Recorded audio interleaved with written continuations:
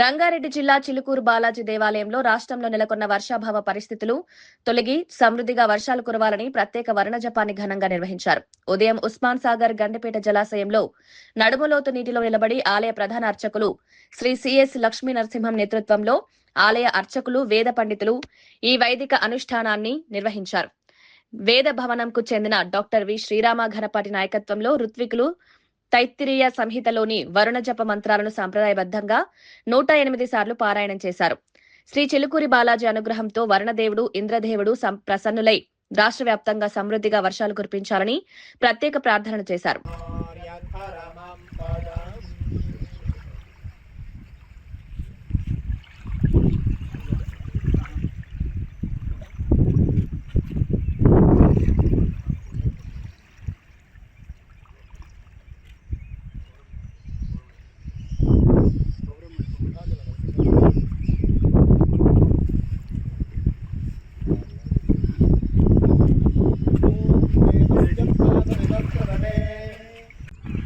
మాకు చాలా ఒక టీం అంటాం మేమంతా.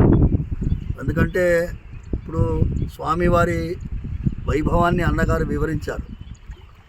ఈ వరుణ జపంలో ఏం ప్రార్థిస్తున్నారు మీరు? ఏం ప్రార్థిస్తున్నాం? చెరువులు నిండాలి, నదులు ప్రవహించాలి, వ్యవసాయం సుభిక్షంగా ఉండాలి. మానవ జాతే కాదు, ప్రతి జీవరాశి కూడా వర్షం మీద ఆధారపడి ఉంది. వారందరికీ కూడా మంచి జరగాలని మీరు ఆఖరిలో చూశారు కదా. పృథివీ శాంతి, వనస్పతి శాంతి, శాంతి మంత్రంతో పూర్తి చేశాం. ముఖ్యంగా ఏంటి అంటే డాక్టర్ శ్రీరామ్ ఘనపాటి గారు, ఈయన చిన్నప్పటి నుంచి మేమిద్దరం కలిసి ఇలా పెరిగాం. ఆయన ఇప్పుడు డాక్టరేట్ అయ్యారు, ప్రొఫెసర్ శ్రీరామ్ అని. కానీ మొన్న ఈ ఎండోమెంట్స్ వాళ్ళు కొత్త అర్చకుల నియామకం అప్పుడు శ్రీరామ్ ఘనపాటి గారు చిలుకూరులో వరుణ జపం చేసి సరిపోదు అని ఎండోమెంట్ మినిస్టర్ గారు ఆ విషయం దయచేసి చెప్పండి స్వామి. విష్ణువే జల రూపంలో మనకి ఇక్కడ సాక్షాత్కరించారు. అయితే 2019వ సంవత్సరం ఆఖరిగా మేము చేసిన వరుణ జపం తర్వాత భగవంతుడు అలాంటి పరిస్థితి ఇంతవరకు రాలేదు. ఈ ఏడాది ఇప్పటికే ఎల్ నీనోవో ఏదో ఒక దయ్యమో, అది దయ్యమో భూతమో తెలియదు మాకు, అది భయపెట్టిస్తున్నారు. వ్యవసాయం చేసేవాళ్ళు ఇప్పటికే పంటల మీద ఆశలు వదులుకునే పరిస్థితికి వచ్చారు.